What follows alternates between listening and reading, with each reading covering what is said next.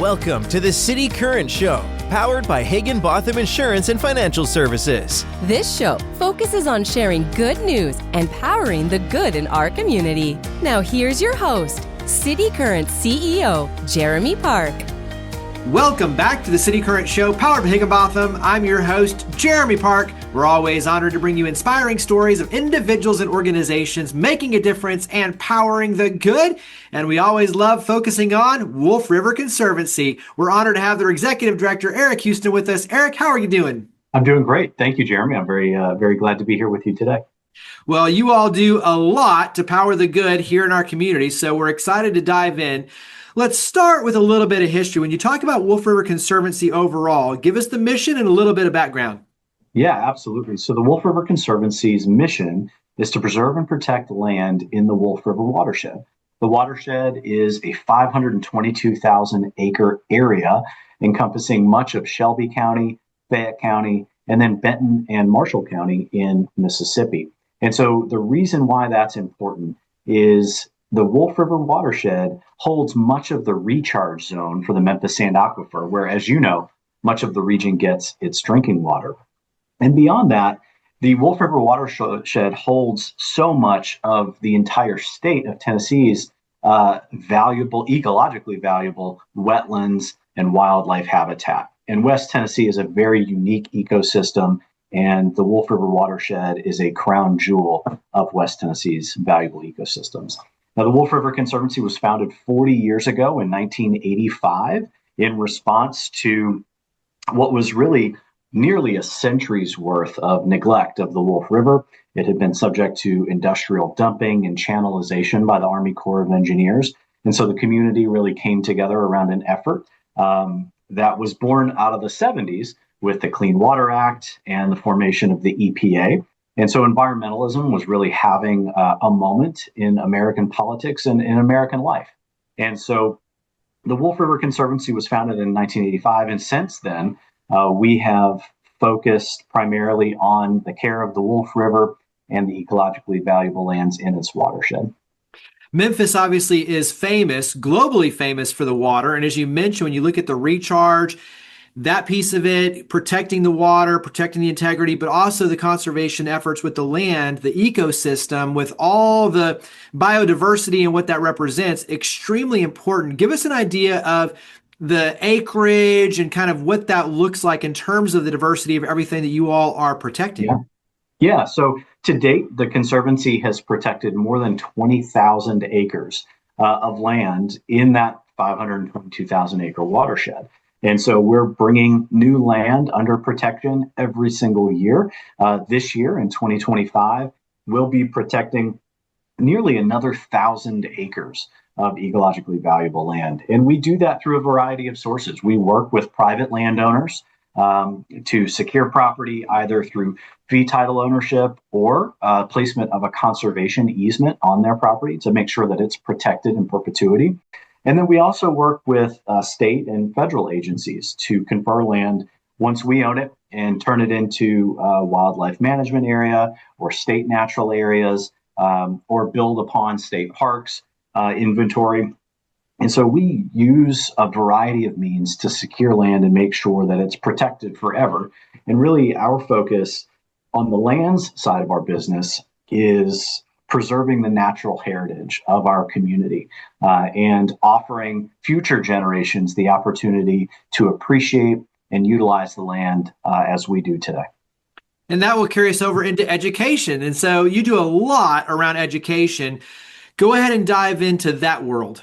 Yeah, Jeremy. So we educate more than 6,000 students every single year, and that's through a variety of partnerships with Memphis Shelby County schools, with charter schools in the area, independent school districts, and then some of our suburban districts like Collierville and others. And so we offer field trips out to some of our properties. Our Epping Way location in North Memphis is a very popular spot. And that's a 120 acre park that we own and operate. It's open to the public every single day of the year.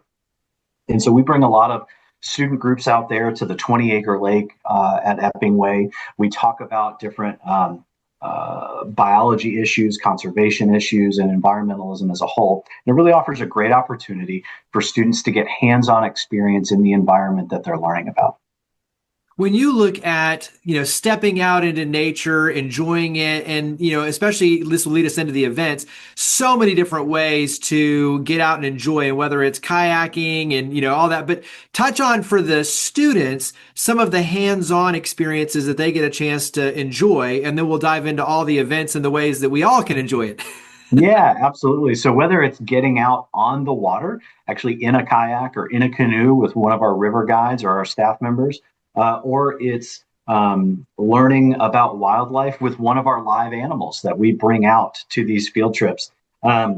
Students have an opportunity to really immerse themselves in the green spaces around them and develop an appreciation and a love and curiosity about the environment that, while they may not have a lot of exposure to and experience in, an environment that affects them and their well-being every day. And that's our hope, is that we're building educational competencies around environmental issues within the next generation. Your tour guides do a tremendous job in terms of creating experiences for all ages, but obviously for adults and even corporate groups when you look at special opportunities to plug in, and we'll talk about that in a second. But go ahead and dive into the upcoming events, that world, because you do a lot when you talk about engaging the public in experiences. And so go ahead and dive into that world for Wolf River Conservancy. Absolutely. Thank you, Jeremy. So we do have a lot of events. So throughout the year, we have a couple of different seasonal series that we do. In the spring, we do our Wolf River Restoration Series, and that's a series of monthly service projects that occur January through April, culminating in our Earth Day celebration. And that's things like celebrating World Water Day with a cleanup of the Mud Island Harbor down there, the Wolf River Harbor. Or our annual tree planting, where this past year we planted 1,000 trees down on Mud Island. And so we do things like that in the spring. And then in the summer, we do our Discover the Greenway 5K race, where this past June we had more than 500 runners out on the Shelby or the Shady Grove trailhead of the Wolf River Greenway. And that's something that's really interesting about that race, is it's all on trail. There's no on-road section. So you're under the trees running with your fellow community members. It's a lot of fun. And then we have our Discover the Greenway Fall Series, which kicks off in September this month. And so we've had a couple of events. We've done a music night down at the North Mud Island Trailhead. This past Saturday, we had Adventure Day in the Wolf River Greenway, where we did a number of service projects and then got out on the lake at Epping Way and offered kayaking and canoeing. And then this Friday night, October 4th, we've got a movie night in partnership with Memphis City Parks out at the North Mud Island Trailhead. And then we've got our Greenway Soiree, which is our annual fundraiser every November. And that's always a really big hit in the community.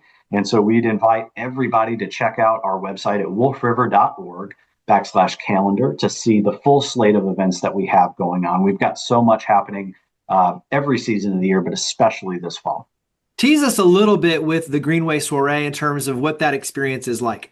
Yeah, absolutely. So we've got a live auction, a silent auction with a ton of incredible items that I think a lot of our constituency would really appreciate, but really anybody. And then it's a dinner. We've got a program with entertainment. We've got a great speaker. And like I said, we've got a live auction. And really, it's an opportunity to come out to network, to see and celebrate the work of the Wolf River Conservancy, interface with our staff, and really get a sense for the scope and the scale of the work that the Wolf River Conservancy does in the community. Well, when you talk about scope, talk about the Greenway, because I mean, obviously, it's kind of like a term that has become common, but people don't realize like what all it entails, the length and the amount. So there's a lot that goes into the Wolf River Greenway. So dive into that side. Absolutely. So the Wolf River Greenway is really, a lot of people know us for the development of the Greenway, but it's a multimodal transportation network. It's connecting 22 different neighborhoods across Memphis. At its heart, it's a linear park. It's a trail system that goes from the North Mud Island trailhead at the confluence of the Mississippi and the Wolf River all the way out to Germantown. And once completed, it'll be 26 miles.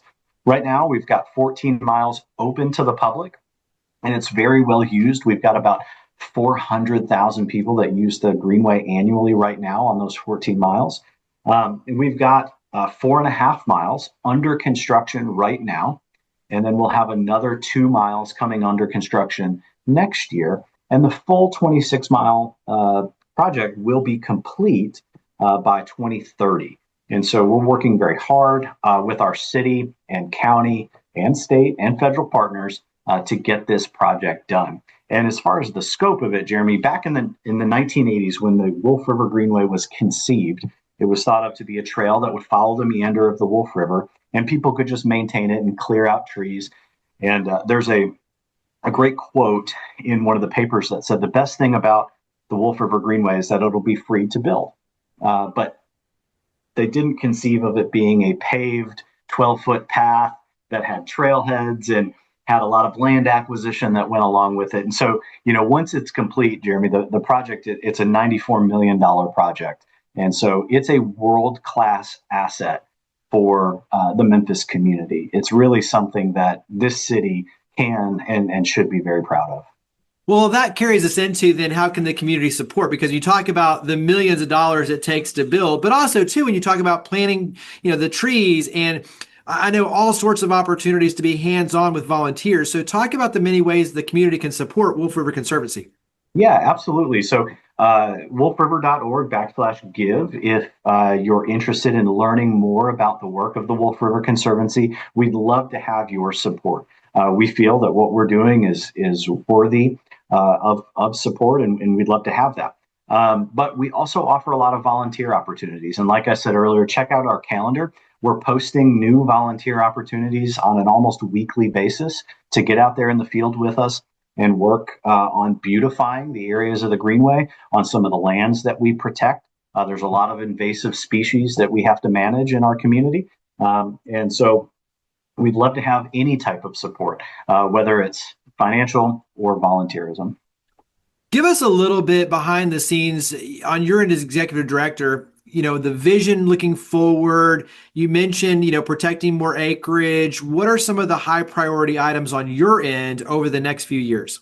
Yeah, that's a great question. So really, I look at it, we have three pillars to the work of the Wolf River Conservancy. The first and most public facing is the development, construction, engineering of the Wolf River Greenway. And so we're hyper focused on finishing the Greenway on time and on budget. And we're doing a very good job of that. And so the second piece is we are an accredited land trust, the only accredited land trust headquartered in West Tennessee. And so we're hyper focused as well on protecting valuable lands. The Wolf River Conservancy has ranked the top 10,000 ecologically valuable parcels of land in the Wolf River watershed. And we are methodically, systematically going after every single one of those to protect those parcels, or as many of them at least as we can. And we've got a top 30 by 30 initiative that our team is undergoing right now, and we're making excellent progress in achieving that top 30 by 30.